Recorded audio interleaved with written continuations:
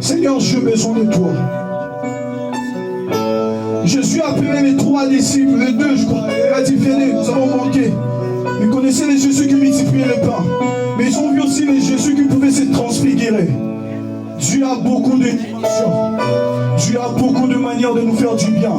Je connais les dieux qui guérissent. Je connais aussi les dieux qui donnent la stabilité. Je connais aussi les dieux qui délivrent. Je connais aussi les dieux qui interviennent. Est-ce que vous savez, tout le monde va comme si nous avons posé la yon Zambé. Dans la pose la yon éternel Dieu. Merci éternel Dieu. J'ai besoin de toi. J'ai besoin de toi. Eh, Shayaka. Bali Katone, c'est le nom de Jésus, au-dessus de tous les noms. Alpha, Omega, aucun nom est comme lui. Est-ce que tu peux dire, Seigneur, j'ai besoin de toi? Est-ce que Seigneur a dit, oh, dis Seigneur, j'ai besoin de toi. Je connais les dieux qui font du bien, les dieux qui délivrent, les dieux qui délivrent, les dieux qui bénissent, les dieux de cieux, les dieux qui ouvrent l'esprit prophétique, les dieux qui donnent la joie. Dis, chante encore. Le nom de Jésus, au-dessus de tous les noms.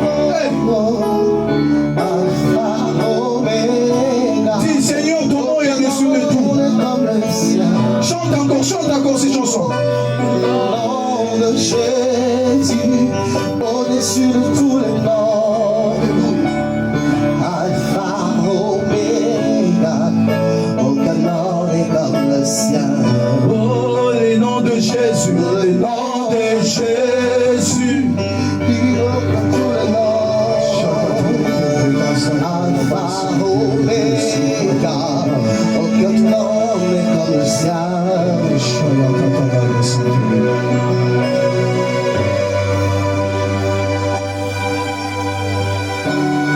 Je veux une autre dimension de toi. Dis Seigneur, je vais te voir. Sans moi devient réel. Chacun va aller sauf les chats. Je veux une autre dimension de toi. Que ta présence en moi devienne réelle. Que ta présence en moi devienne papa. Je veux une autre dimension de toi. Est-ce que tu peux chanter? Dis Seigneur, j'ai besoin de toi. Que ta présence en moi devienne réelle. Que ta présence en moi devienne papa. Je veux une autre dimension de toi. La dimension du toucher. La dimension du toucher. La dimension de gloire. La dimension de puissance. La dimension du toucher, la dimension de gloire, la dimension de puissance. Je fais la dimension du toucher, la dimension du toucher, la dimension de gloire, la dimension de puissance.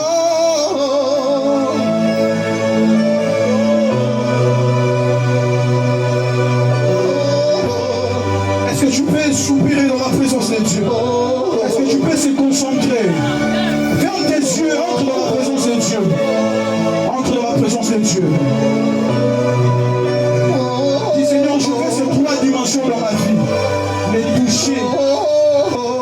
La gloire et la puissance. Je respire dans ta présence.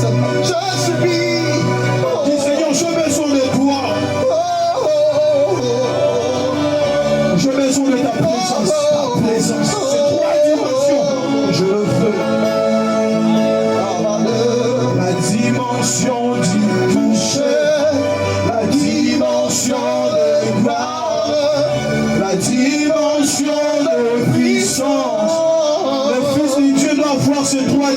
dimension.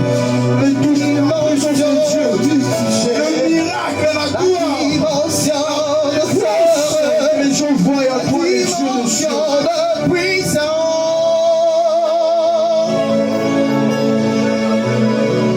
La dimension du toucher. La dimension de gloire. La dimension de puissance. La dimension du toucher, la dimension de gloire, la dimension de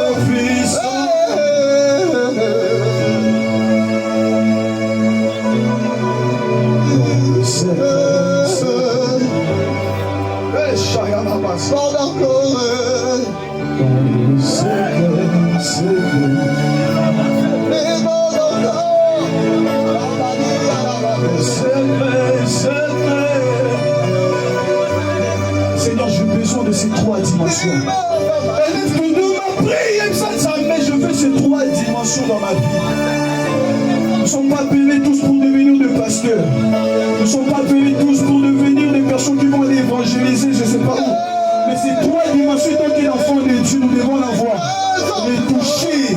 Les gens, quand ils voient Dieu. Les gens, quand ils te regardent, voient la gloire de Dieu. La puissance de Dieu se manifeste dans ta vie.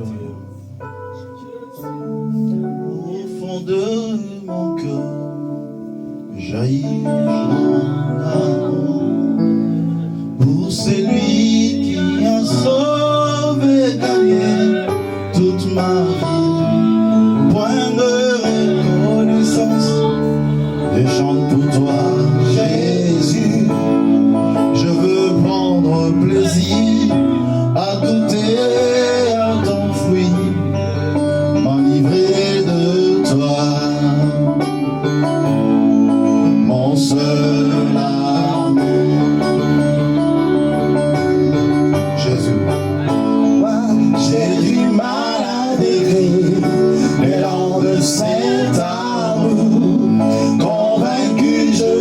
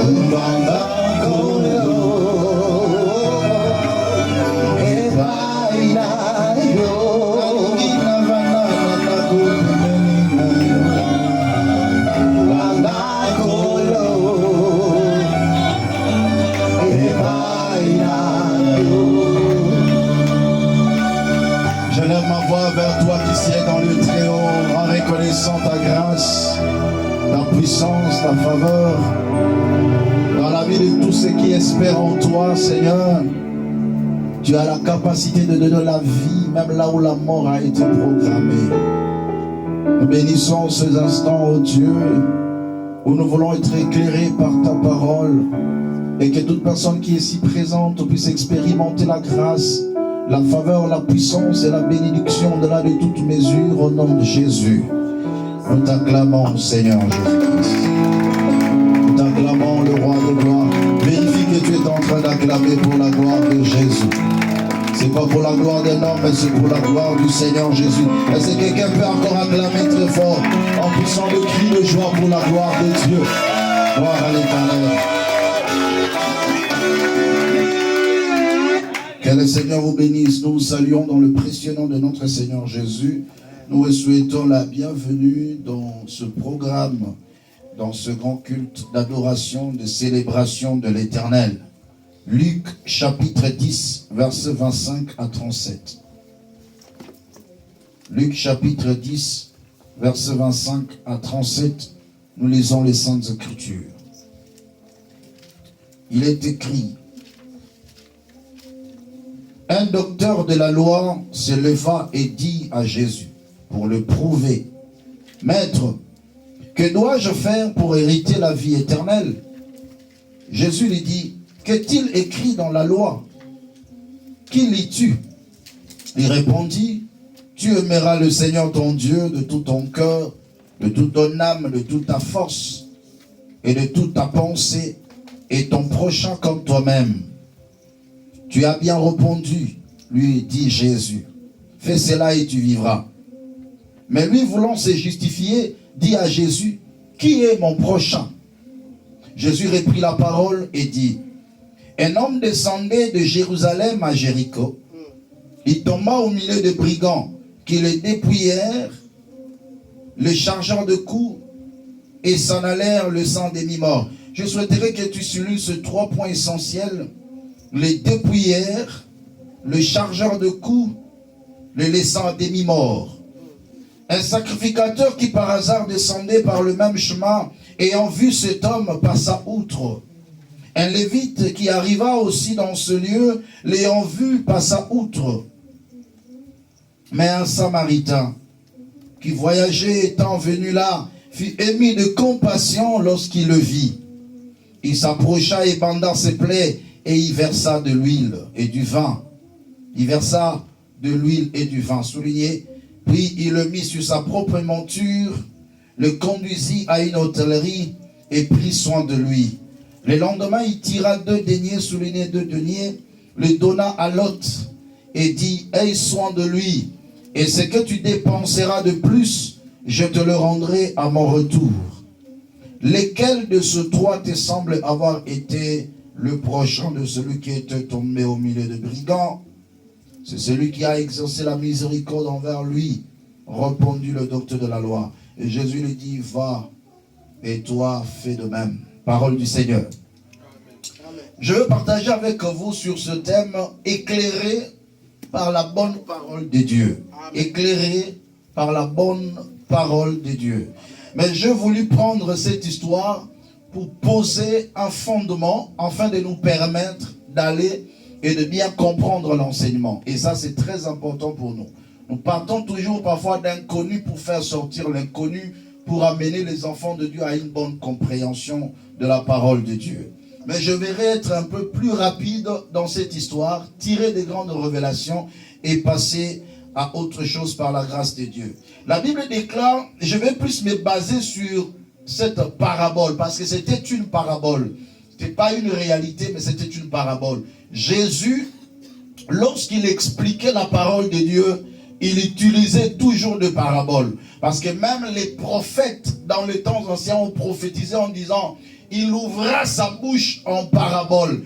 Il a parlé en parabole. La vie de Jésus sur terre était une parabole. Et l'homme qui est révélé doit savoir déchiffrer les choses.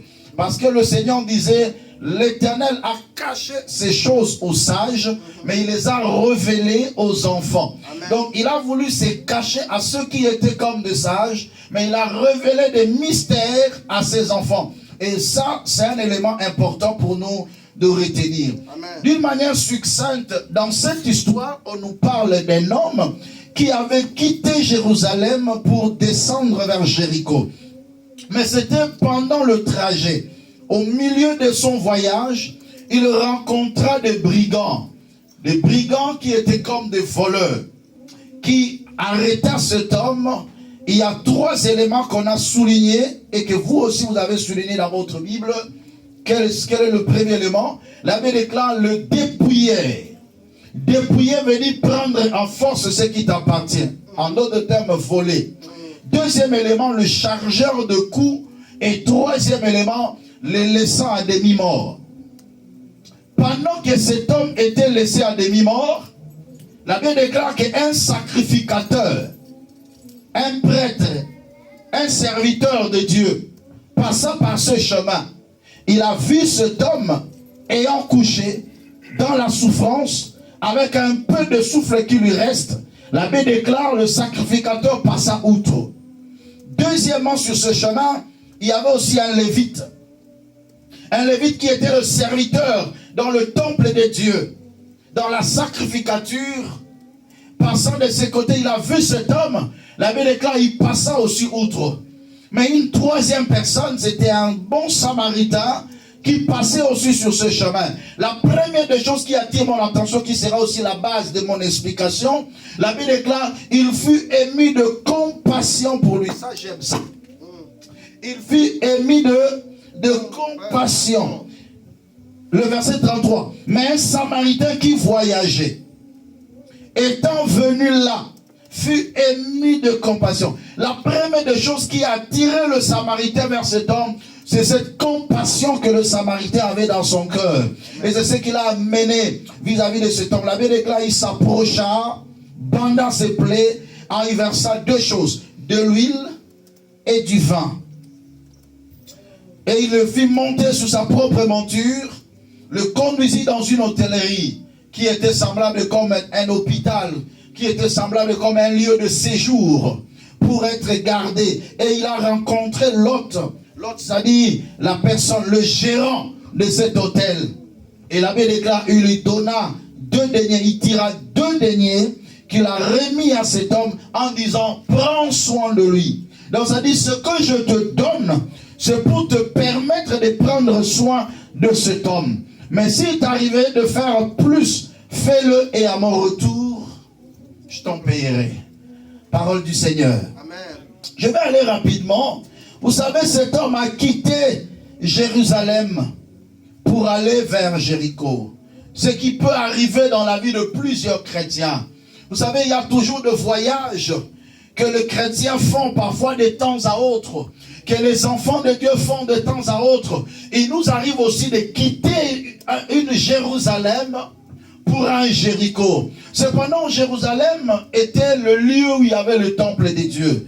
Et le temple de Dieu était l'incarnation de la présence de Dieu. Et là où il y a la présence de Dieu, il y a la manifestation aussi de sa gloire. Mais comment cet homme pouvait quitter là où il y avait la présence de Dieu? Comment cet homme pouvait quitter là où il y avait la manifestation de la gloire de Dieu pour se diriger à Jéricho? Et Jéricho qui était comme un lieu réputé pour le péché, un lieu qui était maudit, un lieu qui ne faisait pas beau vivre. Mais il a quitté Jérusalem pour aller à Jéricho. Et il nous arrive, bien aimés, de temps à autre, des enfants de Dieu qui quittent la présence de Dieu pour entrer dans la distraction, qui quittent la présence de Dieu pour entrer dans le mal, dans le péché. Il arrive souvent aussi, même le chrétien, il nous arrive de temps à autre d'être mouillé par la réalité de la vie, en quittant Jérusalem, en quittant la gloire de Dieu. En ce moment-là, il n'y aura pas une bonne communion avec Dieu, il n'y aura pas une bonne vie de prière intense.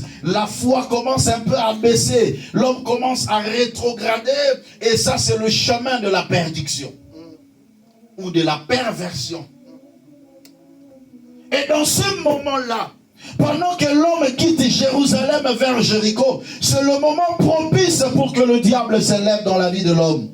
Vous savez, lorsque tu es dans la présence de Dieu, le diable ne peut pas te toucher. À l'instar de Job qui était dans la présence de Dieu, Le diable passait tout le jour devant la maison de Job, mais il n'avait pas le pouvoir de le toucher. Pourquoi? Tout simplement parce que Job vivait dans la présence de Dieu.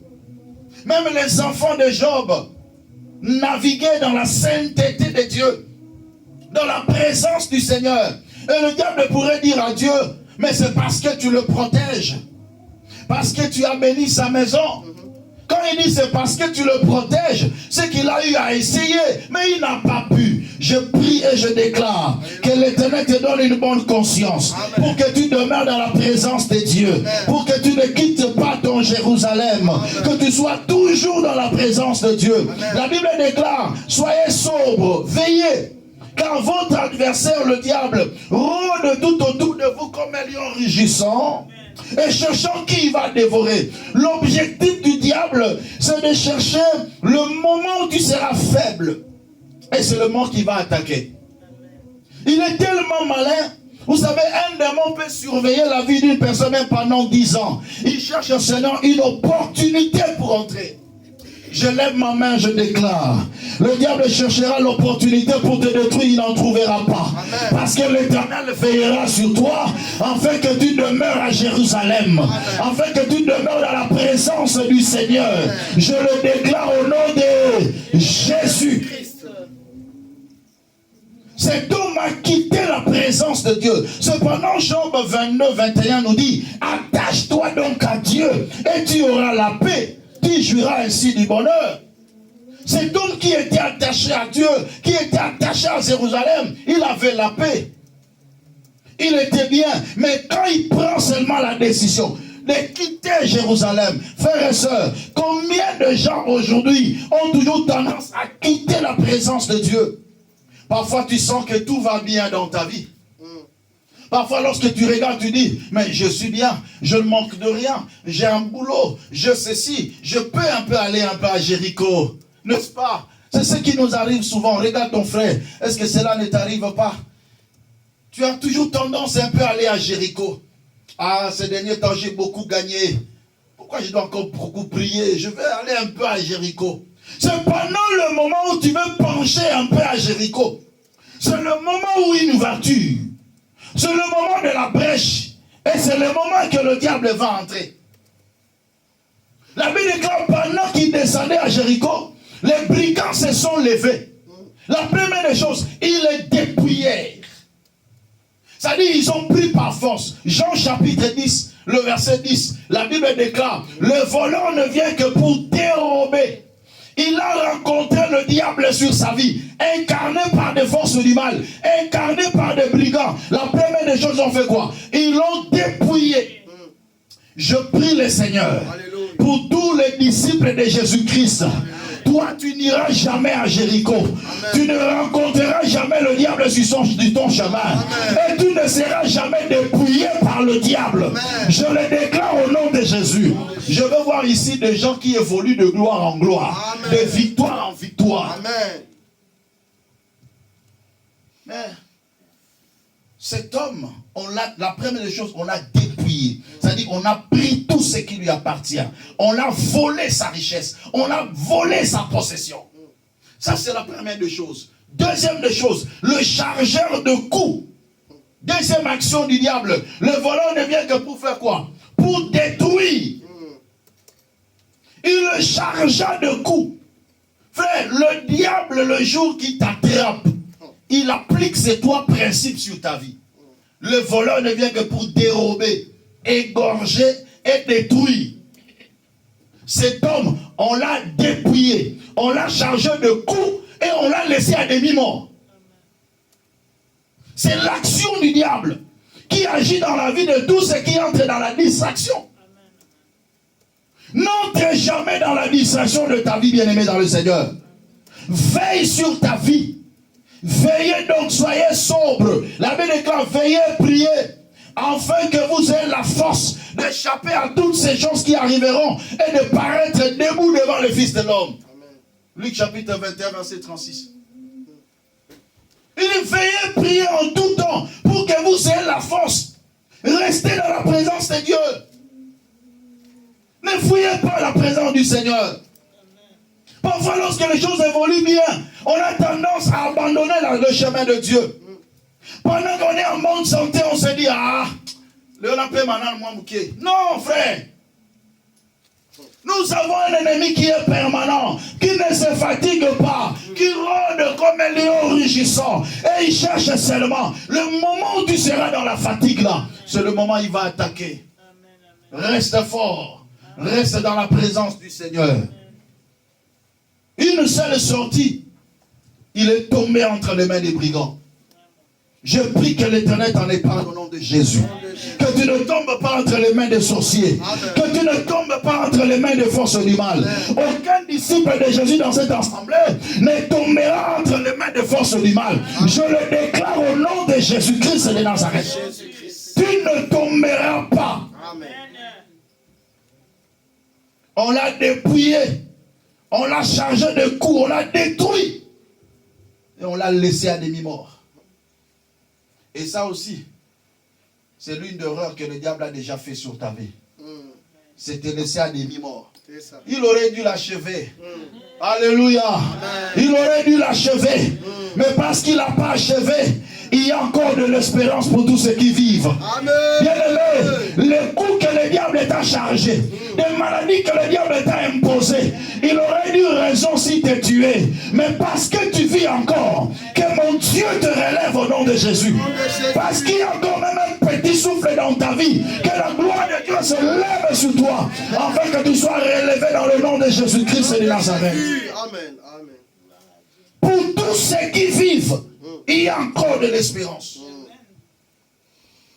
L'erreur de tes ennemis, c'est de te laisser, même si tu es dans un état de chaos, mais tu vis encore.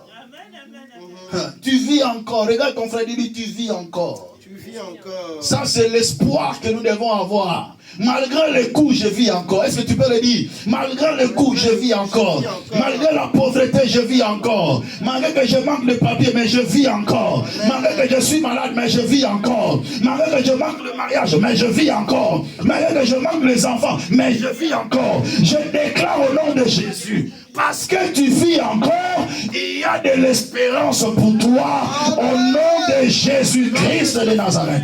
Est-ce que quelqu'un peut acclamer très fort pour la gloire de Dieu? Non, vérifie que tu es en train d'acclamer. Là, tu acclames Jésus qui a fait que tes ennemis ne puissent pas te détruire totalement. Alléluia. Et il ne permettra point que tu sois détruit totalement.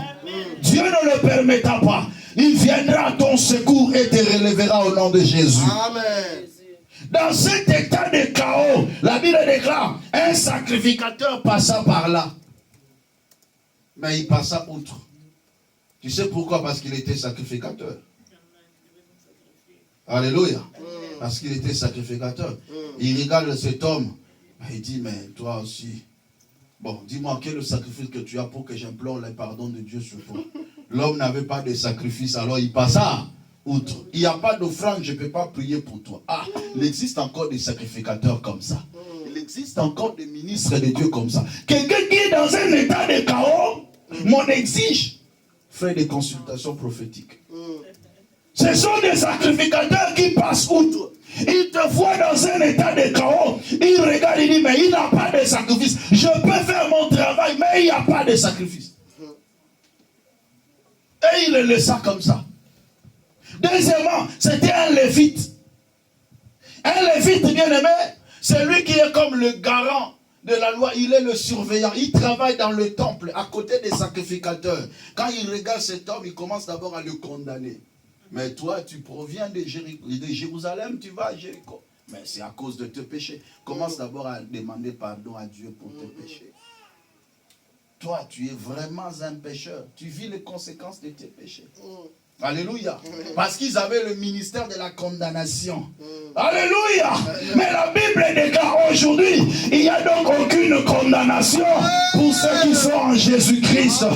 Car la loi de la vie nous a racheté de la loi du péché. Nous a racheté de la loi de condamnation. Alléluia. Mais lorsque le bon Samaritain est venu, le bon Samaritain, il était comme étranger. Alléluia. Il passa par là. Oui, il est étranger dans ce monde parce qu'il vient du ciel. Alléluia. La Bible déclare, il n'est monté au ciel si ce n'est celui qui est descendu du ciel, le Fils de l'homme qui est dans le ciel. Il n'est pas de ce monde. Il dit, mon royaume n'est pas de ce monde. Il était comme un étranger. Il était comme un samaritain. Mais lorsqu'il vient, la première des choses, il dit, je ne regarde pas le sacrifice. Je ne te condamne pas. Mais il fut ému de compassion pour lui. Alléluia. Je prie Dieu d'avoir compassion de toi. Quelles que soient tes erreurs, cet après-midi, que Dieu te pardonne. C'est là où la compassion agit. La compassion entraîne la grâce. La grâce entraîne le pardon du péché. Le pardon du péché est la démonstration de l'amour de Dieu. Dieu t'aime. Je dis à quelqu'un que Dieu t'aime. Même si tu n'as pas ce que tu désires, mais l'amour de Dieu est ton partage. Même si tu n'as pas encore touché ce que tu as besoin, mais tu as touché à l'amour de Dieu. Je suis venu dire à quelqu'un, l'amour de Dieu est plus fort que ta bonne santé.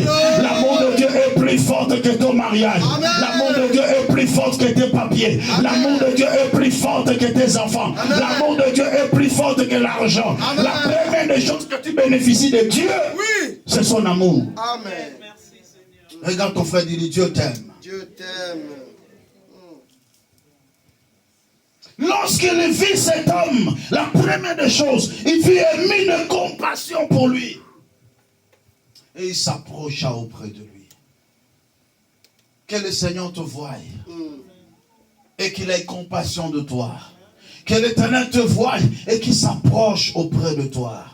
En s'approchant auprès de lui, bien-aimé dans le Seigneur, l'abbé déclare la première des choses, il versa de l'huile et du vin. 1 Jean chapitre 5, verset 7 à 8. 1 Jean chapitre 5, verset 7 à 8. L'abbé déclare, il y a trois choses qui demeurent. Il y a trois choses qui sont d'accord. Trois choses qui sont en communion. Un jour, je vous en parlerai en profondeur. Trois choses. Trois choses que les chrétiens, que les disciples de Jésus-Christ doivent comprendre dans leur vie chrétienne. Trois choses que chaque chrétien doit maintenir dans sa tête. J'ai dit combien de choses? Trois choses. Berger, est-ce que tu peux lire 1 Jean chapitre 5, versets 7 à 8. Trois choses à retenir, s'il vous plaît. S'il vous plaît, dans votre vie chrétienne, retenez ces trois choses. 1 Jean chapitre 5. L'esprit, l'eau et le sang, les trois sont d'accord. L'esprit, l'eau et le sang. Les trois sont d'accord. L'esprit, l'eau et le sang. Les trois sont d'accord.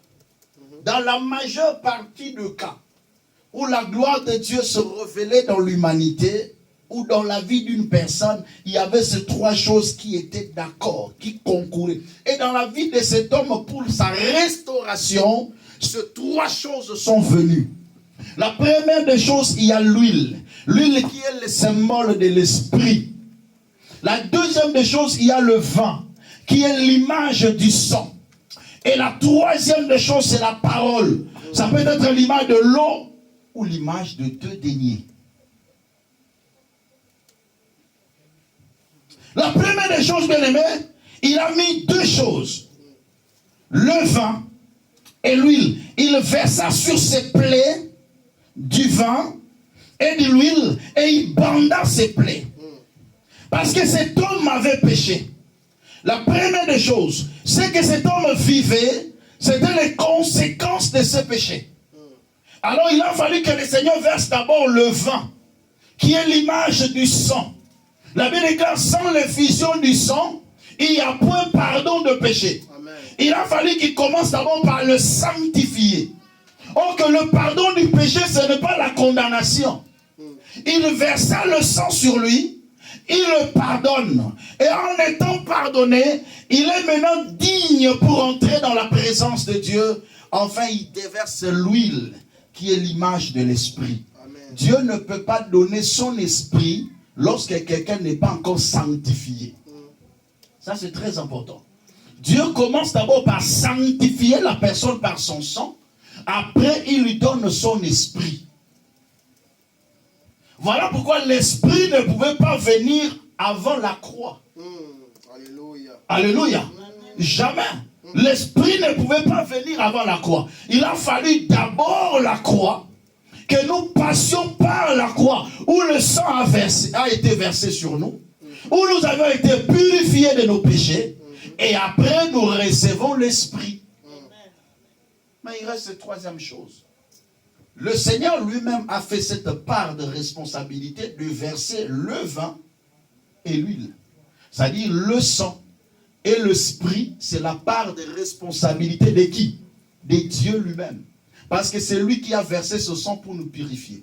Aucun homme ne peut verser le sang pour ta purification de péché. 2. C'est lui-même qui te donne son esprit. Voilà pourquoi la Bible déclare, l'onction que vous avez reçue de la part de celui qui est saint demeure en vous. Amen. Ce n'est pas un homme qui te oint. Un homme peut te communiquer un don, mais pas l'onction. Mais l'onction, tu le reçois de Dieu directement. Est-ce que quelqu'un est en train de comprendre? Amen. Mais le troisième point, la Bible déclare, il l'amena dans l'hôtellerie. Il rencontra l'hôte et il lui donne 2 deniers. Et c'est là où maintenant l'intervention d'autres personnes intervient maintenant. Lorsque le Seigneur prend cet homme, il l'amène pour qu'on puisse l'entretenir. Pour qu'on puisse le garder. Mais la personne qui devait le garder devait recevoir des deniers du maître, afin de lui permettre de bien entretenir la personne qui était malade. Afin que lorsque le maître viendra, qu'il trouve la personne en bonne santé. Est-ce que quelqu'un est en train de comprendre ça? Et c'est ça le rôle de ministre de Dieu. Et le 2 deniers, c'est l'image de la parole de Dieu, l'ancienne et la nouvelle alliance que le Seigneur révèle à ses serviteurs. Ce sont les 2 deniers. La Bible déclare à la loi et au témoignage, si l'on ne prêche pas ainsi, il n'y aura point de la lumière pour le peuple.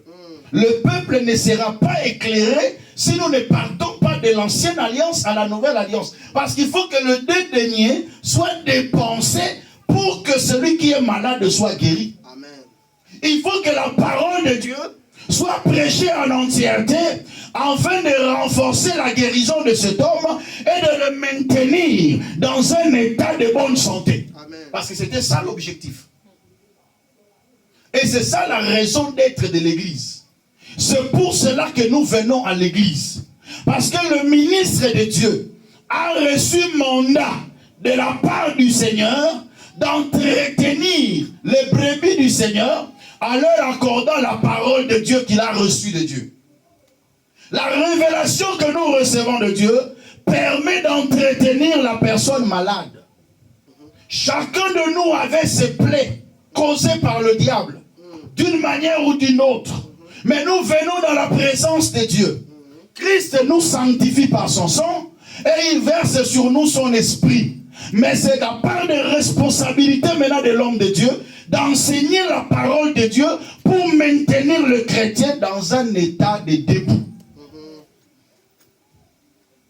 Est-ce que quelqu'un est en train de comprendre ça? Amen.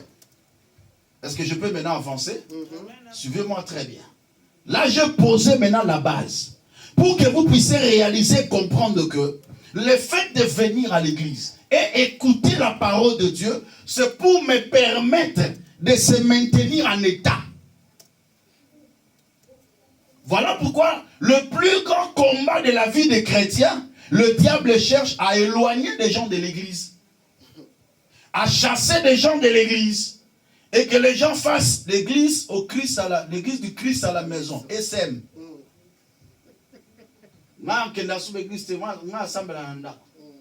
L'objectif du diable est atteint sur la personne. Alléluia. C'est ça l'objectif du diable. Quel que soit tout ce qui peut arriver, moi je peux applaudir pour une personne qui peut changer même 1000 églises. Je m'en fous de ça. Mais pourvu que tu restes chrétien et que tu fréquentes une église, tu écoutes la parole de Dieu. Parce que si on me dit à table, on a libanga naye, à déposer bêti libako à qui m'église. Ok, changer à table 1000, mais reste chrétien. Amen. continue à fréquenter une église, continue à écouter la parole de Dieu. Amen. La parole de Dieu, c'est la nourriture. Amen. La parole de Dieu, c'est notre vie de tout le jour. Amen. Et il faut bien manger la parole de Dieu. Amen. Si nous venons à l'église, la première des choses, c'est pour écouter la parole de Dieu. Amen. Et que cette parole puisse nous forger, nous tailler et nous préparer à l'avènement de l'homme. Le bon samaritain va revenir. Non, je dis le bon samaritain avait promis de revenir. Je dis encore à quiconque peut m'écouter, le bon samaritain avait prévu de revenir. Et quand il reviendra, il doit te trouver en bonne santé. Tu manges bien la bonne parole de Dieu. Amen. Qui n'est pas falsifiée. Et c'est cette parole-là qui est la manifestation écrite et orale d'un Dieu invisible. Alléluia. La parole de Dieu est la manifestation écrite et orale d'un Dieu invisible. Amen. Pour dire que la parole de Dieu, c'est Dieu lui-même. Amen. Mais la Bible déclare, aucune lettre de l'écriture ne peut être l'objet d'une interprétation personnelle. Mais c'est poussé par le Saint-Esprit que les hommes ont parlé de la part de Dieu.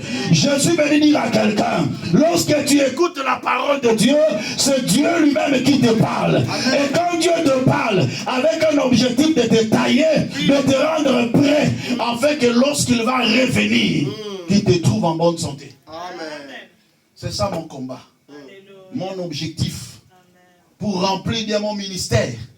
Dieu ne me demandera pas, tu as rendu combien de gens riches. Dieu me demandera, est-ce que tu as prêché la bonne parole? Est-ce que les gens que tu as encadrés sont devenus de véritables chrétiens? C'est ce que Dieu m'avait demandé. C'est ça le compte que je vais rendre à l'Éternel. Laissez-moi prêcher la bonne parole du Seigneur. Amen. Alléluia. Amen. Mais écoutez l'impact de cette parole dans la vie des chrétiens. C'est là où je vais m'asseoir maintenant. Berger, est-ce que tu peux marcher ensemble avec moi? Pendant que moi je prends Psaume 119, toi tu prends Hébreux chapitre 6, le verset 4 à 6. Hébreux 6, c'est ça? Oui, 6, 4 à 6. Moi je prends d'abord Psaume. On lit ensemble avec moi. Psaume chapitre 119, le verset 105. C'est le chapitre le plus long de la Bible. Pour ceux qui n'en savent pas. Psaume 119, verset 105. Il est écrit, ta parole est une lampe à mes pieds. Amen. Et une lumière sur mon sentier. Oh bien-aimé, si cet homme ne savait pas quel est le bon sentier à prendre, quelle est la bonne voie à prendre, et il est tombé entre les mains de brigands, mais à cause de la parole de Dieu, tu sauras être éclairé sur le sentier à prendre. Amen. Je dis à quelqu'un, la parole de Dieu te montrera le bon chemin. Amen. La parole de Dieu te montrera le droit chemin à suivre. Amen. Parce que la parole est claire. Lisez. Hébreux chapitre 6, le verset 4 jusqu'au verset 6. Car il est impossible que ceux qui ont été une fois éclairés, ceux qui ont été une fois éclairés, qui ont goûté les dons célestes, qui ont goûté les dons célestes, qui ont eu part au Saint-Esprit, qui ont eu part au Saint-Esprit, qui ont goûté la bonne parole de Dieu, qui ont goûté à la bonne parole de Dieu et la puissance du siècle à venir, et la puissance du siècle à venir, et qui sont tombés, qui soient encore tombés, soient encore renouvelés, soient encore renouvelés et amenés à la et repentance, amenés à la repentance, puisqu'ils crucifient oh là là, pour leur part le Fils de Dieu et l'expose à il l'ignominie. crucifie encore le Fils de Dieu pour de nouveau. Cependant, cette personne-là qu'on est en train de parler, là, il a été déjà sanctifié par le sang. Il a déjà reçu l'Esprit. Mais il a aussi goûté à la bonne parole. Mais comment il revient encore dans le monde?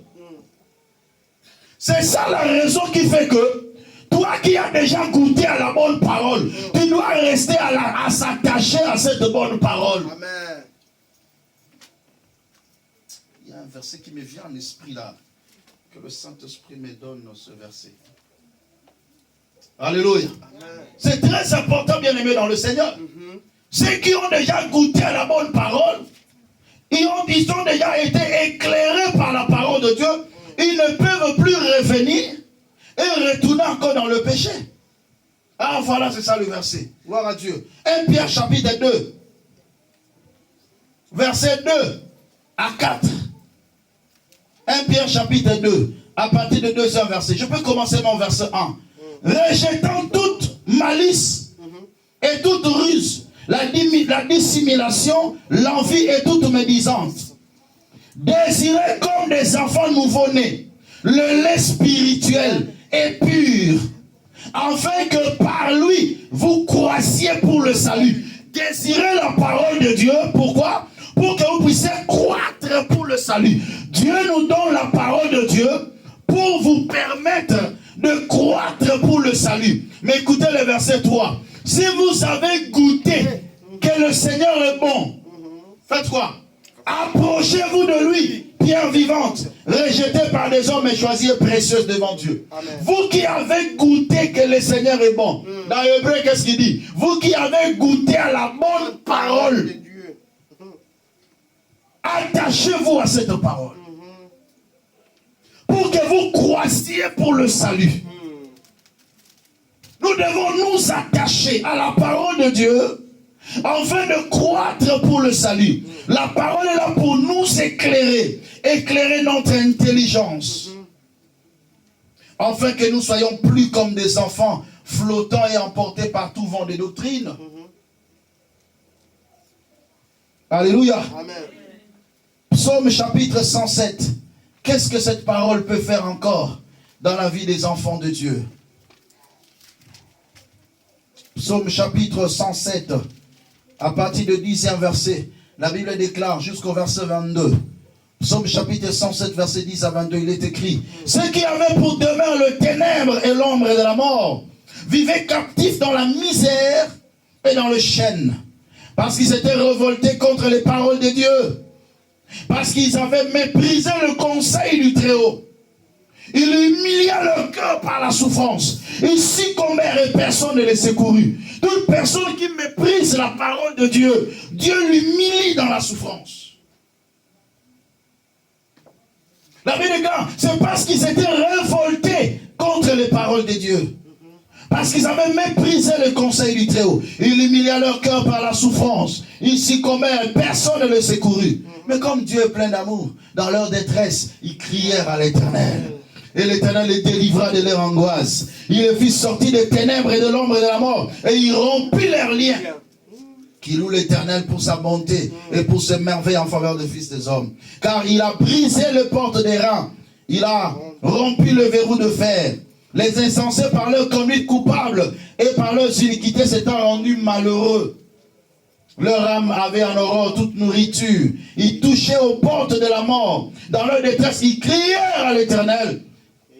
Et il les délivra de leur angoisse. Le verset 20. Il envoya sa parole et le guérit.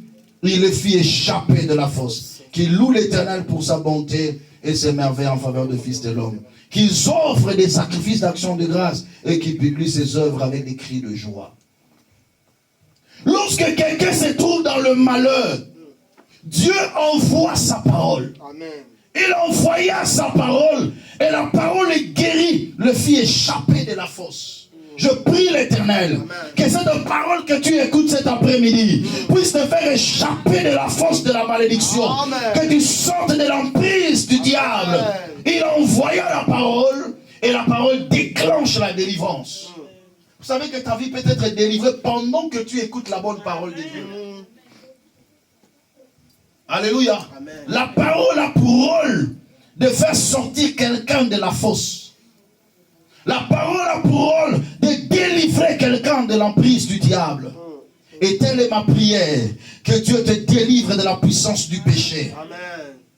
Et que tu jouisses des grandes faveurs de Dieu. Amen.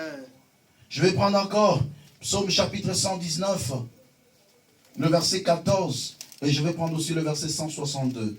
Je rentre dans Psaume chapitre 119 et je prends le verset 14. Écoutez ce que David est en train de dire. Il dit, je me réjouis en suivant tes préceptes, comme si je possédais tous les trésors. Alléluia. Alléluia. Amen. Il dit, je me réjouis de tes préceptes. Comme si je possédais tout le trésor. Verset 162. Qu'est-ce qu'il dit? Je me réjouis de ta parole comme celui qui trouve un grand butin. Amen. Je me réjouis de ta parole comme une personne qui trouve un grand butin. Vous savez, une personne qui a la sémence de Dieu, lorsqu'il écoute la parole de Dieu, il sent la joie dans son cœur. Amen. Alléluia. Bien-aimé, tu ne peux pas écouter la parole de Dieu et rester insensible. Non, non, non. Ceux qui ont été sanctifiés par le sang et qui ont reçu l'huile, l'esprit, lorsqu'ils sont face à deux deniers, ils se réjouissent. Amen. Alléluia. Amen. Ceux qui ont été purifiés par le sang de Jésus, ayant le Saint-Esprit en eux, lorsqu'ils écoutent la bonne parole, ils se réjouissent. Amen. David était roi. Sa joie n'était pas dans sa richesse. Sa joie n'était pas dans ses palais. Mais il dit, je me réjouis de ta parole comme une personne qui trouve un grand butin. Vous savez, le butin, c'est quoi? C'est le revenu de la guerre. J'ai combattu le bon combat. J'ai remporté des victoires et j'ai dépouillé mes ennemis. La joie qu'on a lorsqu'on rentre de la victoire, c'est cette joie-là que David est en train d'exprimer lorsqu'il écoute la parole de Dieu. Amen. Je me réjouis de ta parole comme une personne qui trouve un grand butin. Je veux dans cette église, non pas parce que je le dis, mais parce que vous avez l'Esprit de Dieu. Et que lorsque tu écoutes la parole de Dieu, tu sens quelque chose de bouillonner dans ton cœur. Alléluia. Parce que tu as la sémence de Dieu en toi. Ceux qui ont la pure sémence. Tu sauras que tu commences à perdre certaines qualités spirituelles si lorsqu'on on enseigne la parole, tu ne sens rien. Oui, oui. C'est comme ça. C'est ça. Quand je peux connaître les degrés de la spiritualité de toute personne ici, c'est pas en faisant des cris, non. Mais lorsque tu écoutes la parole, la réceptivité de la parole de Dieu et la joie que quelqu'un... Je peux voir la joie dans vos figures. Quand vous écoutez la parole de Dieu, je peux le sentir. Une personne qui a l'Esprit de Dieu, dont l'huile coule, lorsqu'il écoute la parole de Dieu, il est dans la joie. Alléluia. Il est dans la joie. Et il reçoit cette parole. Et c'est cette joie-là qui déclenche le miracle. Amen. Lorsque tu ne sens plus la joie d'écouter la parole de Dieu, tu deviens sec. Ma foute est à souter. Ma foute est à souter. Au moment où tu as le banzam, mais le donc, et ça laisse le côté. Pourquoi? Parce que sémence y a nzambe. Na sémence so ya kokota et kokanité. Et c'est kauka. C'est comme si on est en train de verser de l'eau sur un vase rouillé. Est-ce que quelqu'un comprend ça? Très bien. Pourquoi? Parce qu'il n'y a plus de l'huile. Il n'y a plus de l'huile. Il n'y a plus de l'huile. Mais lorsqu'il y a de l'huile et que tu écoutes la parole de Dieu, tu sens la joie qui monte dans ton cœur. Parce que la parole de Dieu, c'est une nourriture de l'âme et de l'esprit. Quand tu écoutes la parole de Dieu, tu nourris ton esprit. De la même manière, tu te donnes la peine de nourrir ton corps. Tu dois aussi nourrir ton esprit par la parole de Dieu. Voilà pourquoi la Bible déclare que ce livre de la loi ne s'éloigne pas de ta bouche. C'est ce qui faisait que David disait à chaque instant, je suis dans la joie quand on me dit, allons dans la maison de l'Éternel. Parce que c'est dans la maison de l'Éternel qu'il va écouter la parole de Dieu. Et il y a une église et la qui qui m'a foutu zaka katote. Très important à savoir. Frère, quand on est le samedi, celui qui a l'huile, il sait que demain c'est dimanche. Le jour de l'église, où je vais aller écouter la parole de Dieu. Moi, la route, ça va sommer l'eau à Sika.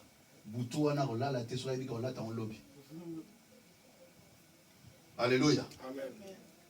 Où est cet empressement que le chrétien a ou avait lorsqu'on leur disait c'est le moment d'aller à l'église? Mais aujourd'hui, le chrétien qui dit le colo pasteur a bien. Seigneur, tu sens vraiment qu'il n'y a plus d'huile. La personne devient comme un vase rouillé, sec. Il n'y a plus d'huile. Il n'y a plus cette motivation. Parce que là où il y a le sang qui purifie et qu'il y a l'huile qui sanctifie, l'Esprit de Dieu qui habite dans l'homme, il y a le zèle de Dieu. Il y a l'amour de Dieu.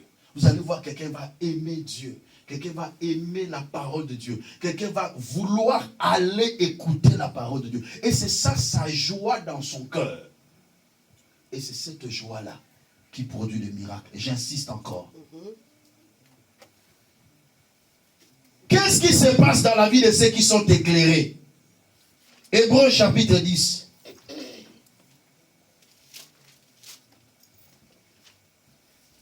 Hébreux chapitre 10, versets 32 à 34. Il est écrit: souvenez-vous de ce premier jour où vous avez été éclairés. Vous avez soutenu un grand combat au milieu des souffrances. Souvenez-vous du premier jour où vous avez été éclairés. Vous avez fait quoi? Vous avez soutenu un grand combat au milieu des souffrances. Une personne qui a été éclairée par la parole de Dieu, même quand il y a la souffrance qui vient dans sa vie, il reste ferme. Et il ne cède pas. Frère, ceux qui ont été éclairés par la parole, même quand ils sont combattus, ça n'enlève pas la parole de Dieu en eux. Mais au contraire, la parole constitue une motivation de se lever. Verset 33. D'une part, exposé comme en spectacle aux opprobres et aux tribulations, et de l'autre, vous associant en ceux dont la position était la même. En effet, vous avez eu de la compassion pour les prisonniers, et vous avez accepté avec joie l'enlèvement de vos biens, sachant que vous avez de biens meilleurs et qui durent toujours. Ceux qui ont été éclairés par la bonne parole, même si eux manquent, mais peuvent soutenir la personne qui n'en a pas. Amen. Il n'est pas riche, mais il soutient. Il n'a pas encore tout, mais il fortifie les autres. Ça, c'est ceux qui ont goûté à la bonne parole. Ça, c'est le caractère de ceux qui ont été éclairés. Il n'est pas satisfait à 100%, mais il aide les autres à être satisfaits. Ah. Parce qu'il sait que moi j'ai une bonne part. J'ai la meilleure part. Et il communique cette grâce aux autres.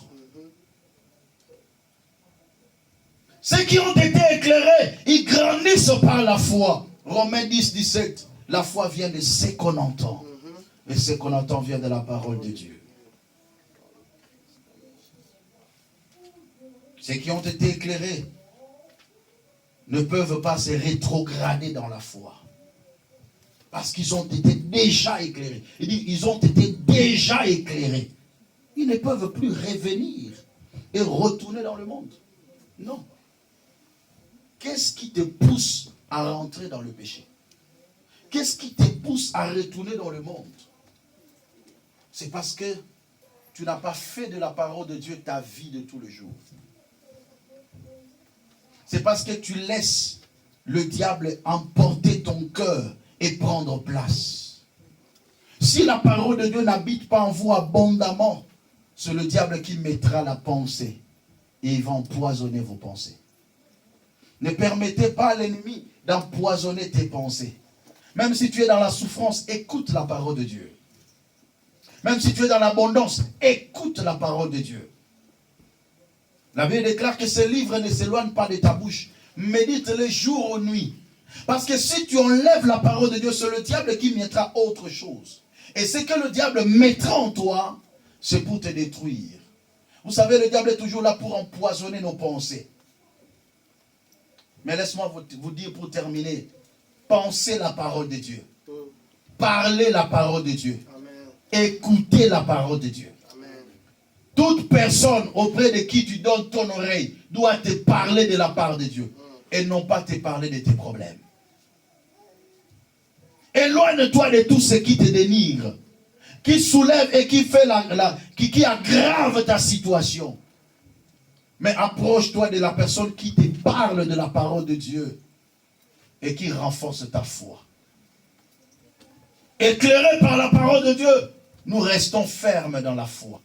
Éclairés par la parole de Dieu, nous soutenons de grands combats et nous ne reculons pas.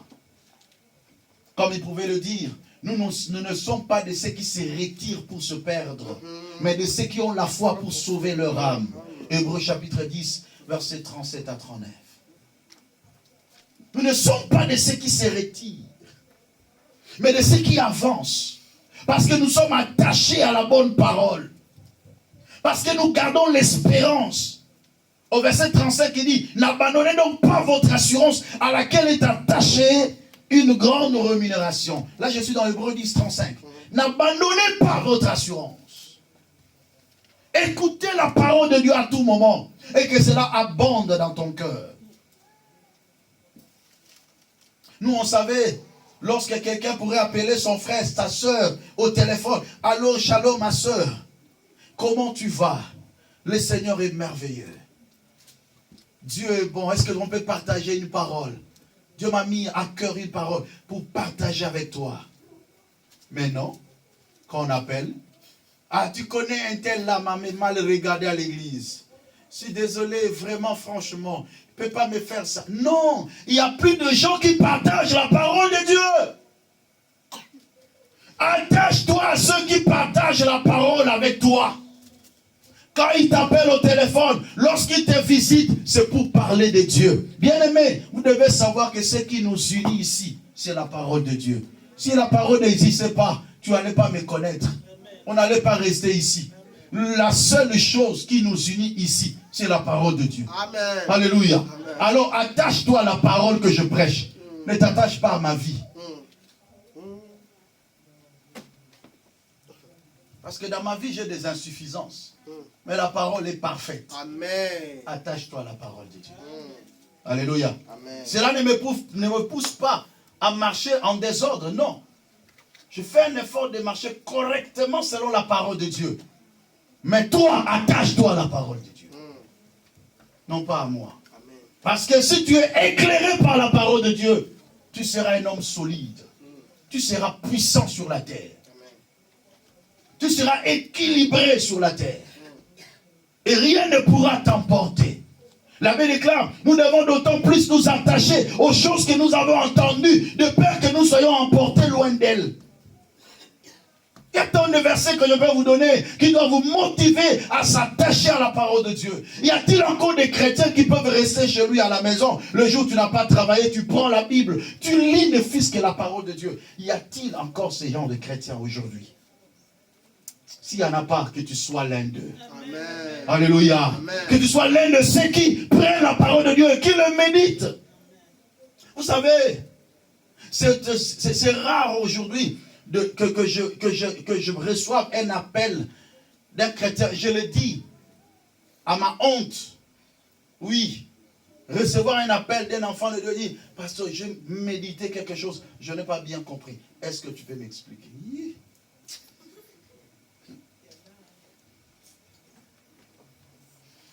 Je dis bien, je le dis à ma honte. Y a-t-il encore des chrétiens comme ça? Qui peuvent appeler que pasteur, j'ai lu un verset. Est-ce que tu peux m'expliquer parce que je n'ai pas bien compris? Ah, Seigneur, aide-nous. Ou tout simplement, vous comprenez tout ce que vous lisez. Il y a deux choses. Soit vous comprenez tout ce que vous lisez, je dis gloire à Dieu. Ah, mes enfants ont grandi. Alléluia. Amen. Ou tout simplement, vous ne lisez pas. Alléluia. Amen. Ça, c'est très important. N'hésitez pas. S'il y a des appels que j'attends, que tu m'appelles, que tu me dises, pasteur, j'ai médité un verset, mais je ne comprends pas. est-ce qu'on peut partager? S'il y a un appel que ton frère attend, que tu l'appelles, mon frère, est-ce qu'on peut partager ces versets? Voilà les appels que nous attendons. Et non pas parler de la vie d'autres personnes. Les appels que nous attendons, c'est partager la parole de Dieu. Parce que ce qui nous unit tous, c'est la parole de Dieu. Amen. Alléluia. Amen. Je t'aime, non pas parce que tu es beau ou belle, mais je t'aime parce que c'est la parole de Dieu qui me dit de t'aimer.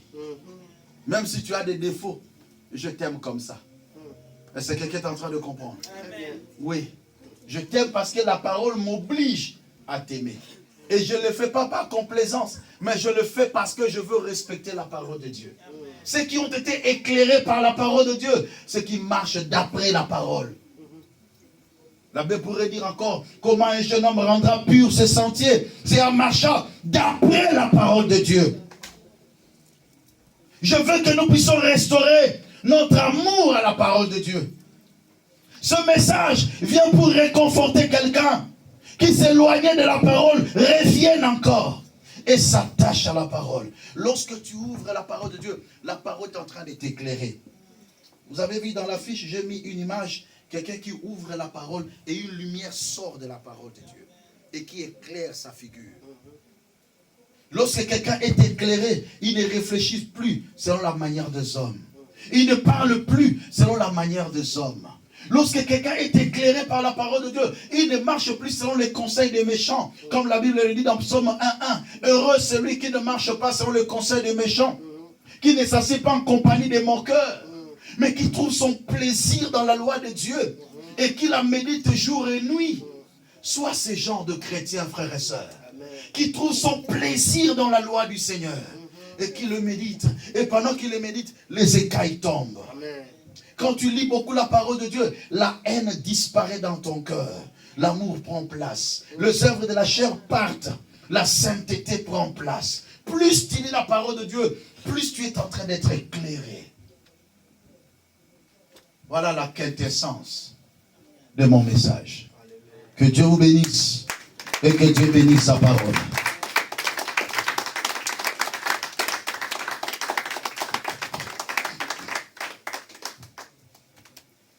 La bonne parole te délivre. La bonne parole te restaure. Et c'est le moment de dire à Dieu, Seigneur, donne-moi l'amour de ta parole. Prions le Seigneur. Alléluia. Dis à Dieu, aide-moi à aimer la parole de Dieu. Aide-moi à aimer, à s'attacher à la parole. Prions le Seigneur ensemble.